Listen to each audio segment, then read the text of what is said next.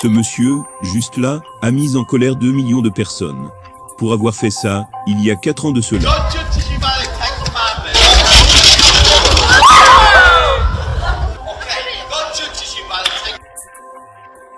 Mais aujourd'hui, Dieu m'a mis à cœur de laver le nom de cet homme.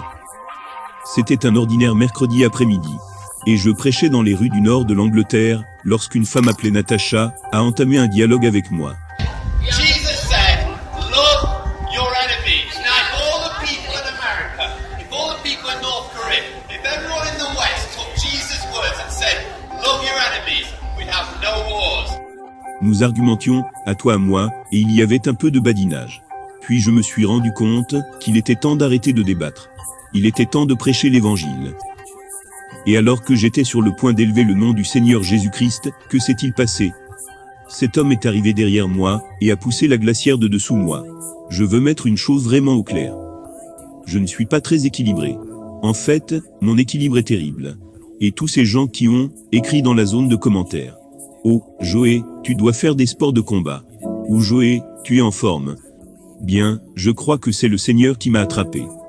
En fait, j'ai une condition, elle s'appelle la chondromalacie patella. Et j'ai aussi des kystes sous-chondro dans mes articulations. Qu'est-ce que cela signifie? C'est juste une façon élégante de dire que je tombe en morceaux. Mes amis, je crois vraiment que c'est uniquement par la grâce du Seigneur que je ne me suis pas blessé. Et je veux vous rappeler que tout ce que nous avons aujourd'hui est dû à la grâce du Seigneur. Ce repas que vous venez de manger, cela vient du Seigneur. L'argent qui est sur votre compte en banque, c'est du Seigneur. La Bible dit, ainsi donc, que celui qui croit être debout, prenne garde de tomber. Bien, il ne s'agit pas là d'un rebondissement de l'intrigue. Mais je tiens à le partager avec vous aussi. Au moment où j'ai été poussé de dessus la caisse, c'est le même moment où tout le monde dans la rue a arrêté ce qu'il faisait. On aurait pu entendre une épingle tomber. Pourquoi? Parce que les gens voulaient savoir comment ce prédicateur allait réagir. Encore une fois, lorsque je lis les commentaires de cette vidéo virale, de nombreuses personnes ont écrit des choses du genre « Si j'étais toi Joé, j'aurais commencé à lui crier dessus. Si j'étais toi Joé, je l'aurais frappé. » Un homme a même écrit « Si j'étais toi Joé, je lui aurais donné une très bonne fessée texane. » Je ne sais pas ce qu'est une fessée texane. Et pour être honnête, je n'ai vraiment pas envie de le découvrir.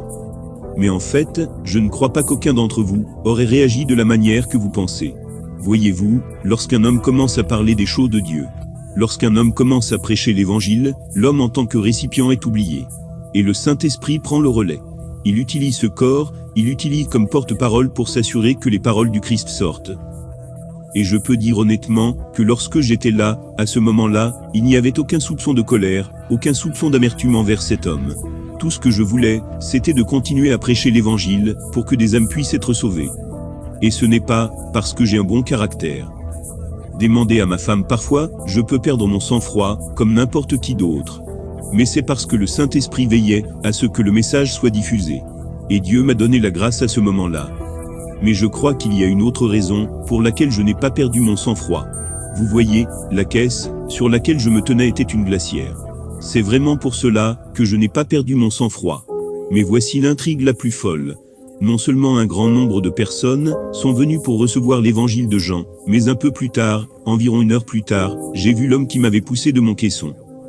Je l'ai appelé, et, hors caméra, nous avons eu la conversation la plus fascinante qui soit. Si tu me permets de te poser la question, pourquoi as-tu fait cela? Et il m'a répondu que c'était la faute à sa petite amie. Elle était énervée contre moi toute la journée, alors que je me promenais dans le centre commercial. Mais pourquoi? Pourquoi as-tu fait ça? Et il a répondu, honnêtement je ne sais pas. Normalement je ne ferais jamais quelque chose comme ça. Mais c'était comme si quelque chose s'était emparé de moi. Et l'instant d'après, je me suis rendu compte que j'avais poussé le caisson de dessous toi. Je veux te dire quelque chose. Je ne suis pas en colère contre toi. En fait, je veux te dire que Dieu t'aime vraiment. Et je t'aime aussi. Et à ce moment-là, vous ne le croirez pas, mais ses yeux se sont remplis de larmes. Je lui ai alors demandé, que penses-tu de Dieu? Il a répondu, eh bien, Dieu n'a jamais rien fait pour moi. J'étais un sans-abri. J'ai eu une vie vraiment difficile. Et à ce moment-là, avant que je puisse dire quoi que ce soit, sa petite amie est intervenue et a dit, en fait, ce n'est pas la faute de Dieu. Tu as choisi ta propre voie. Mais le fait est ceci, ce jeune homme souffrait. Et il avait besoin d'entendre parler de Jésus. nous avons donc parlé un peu, et j'ai partagé l'évangile avec lui. Et à la fin, croyez-le ou non, il a pris un évangile de Jean de ma main. Et vraiment, je fais cette vidéo pour une seule et unique raison. Des milliers de personnes furent en colère contre cet homme qui m'a poussé hors de mon caisson. Et je veux dire qu'il est grand temps de laver son nom. Pourquoi est-il important de laver son nom? Parce que Jésus-Christ est allé au-delà de toute mesure pour laver votre nom. Vous voyez, vous et moi, vous ne vous en rendez peut-être pas compte. Mais à côté de notre nom, il y a une grande liste de toutes sortes de saletés qui sont attachées à notre nom. Ainsi, à côté de mon nom, il y a le menteur, le blasphémateur, le voleur, l'homme qui perd son sang-froid, l'impur, le jaloux, l'orgueilleux. Toutes ces choses sont à côté de mon nom.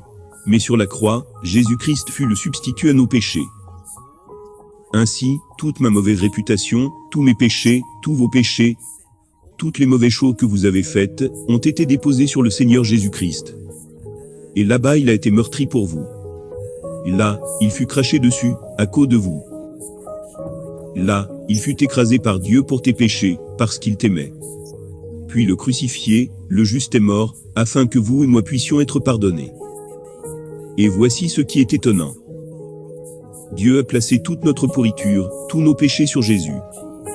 Et Jésus a transféré toute sa bonté, sa justice, sa perfection, à nous. Et cela est maintenant accrédité à notre nom. La Bible dit: étant donc justifiés par la foi, nous avons la paix avec Dieu, par notre Seigneur Jésus-Christ. Avez-vous mis votre foi dans le Seigneur Jésus-Christ? Si la réponse est oui, peu importe votre passé, peu importe à quel point vous avez été mauvais. Aux yeux de Dieu, vous avez été déclaré juste. Et si Dieu dit que vous êtes juste, qu'importe ce qu'un homme va dire de vous. Mais si la réponse est non, et que vous n'êtes pas encore venu au Seigneur Jésus-Christ, puis-je vous dire gentiment ceci? Qu'attendez-vous? Venez au Seigneur Jésus-Christ, et invoquez Dieu. Afin qu'il vous pardonne, qu'il vous sauve, et qu'il vous donne la vie éternelle. Car il a promis qu'il ne repoussera personne. Et l'homme, le Fils de l'homme, Jésus-Christ, qui avait un nom tout à fait pur, qu'il puisse vous donner sa bonté, et son salut, comme cadeau dès maintenant. Mais, supposons que je n'ai jamais eu cette conversation secrète hors caméra, avons-nous toujours le droit de nous mettre en colère contre cet homme? Eh bien, j'aimerais dire gentiment, non, nous n'avons pas le droit d'être en colère contre lui. Pourquoi? Eh bien, la Bible nous enseigne que quiconque n'a pas reçu le Seigneur Jésus-Christ est aveugle. Il ne peut pas voir la vérité. Supposons que vous soyez assis sur un banc, et qu'un aveugle trébuchait sur vous. Vous mettriez-vous en colère contre lui? Le crierais-tu? Non, vous essayez de le relever, et de l'aider. Parce que vous avez de la compassion pour lui, car il est désavantagé par rapport à vous. Mes chers amis, ceux qui n'ont pas encore reçu le Seigneur Jésus-Christ pour leur ouvrir les yeux, pour voir la lumière, pour voir la vérité, ils sont désavantagés.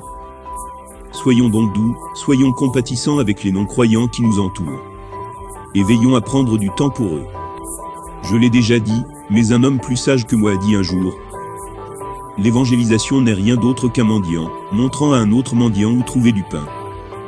Mes chers amis, nous sommes tous des mendiants, et nous avons besoin du pain de vie, le Seigneur Jésus-Christ, pour nous nourrir. Il y a autre chose que je dois vous dire. Les gens n'arrêtent pas de me demander: Joé, as-tu arrêté de prêcher dans la rue? Eh bien je dois dire ceci. Je n'ai absolument pas cessé de prêcher dans la rue. C'est juste que je ne poste plus ces vidéos sur cette chaîne. En fait, j'ai créé une chaîne séparée. Si vous voulez voir les vidéos de mes dernières prédications de rue, cliquez ici. Et si vous ne vous êtes pas encore abonné à cette chaîne, pensez à le faire. Je vous serai très reconnaissant de votre amitié. Mais peut-être donner un like à la vidéo, cela nous aidera à atteindre plus de gens. Que Dieu vous bénisse et merci d'avoir regardé.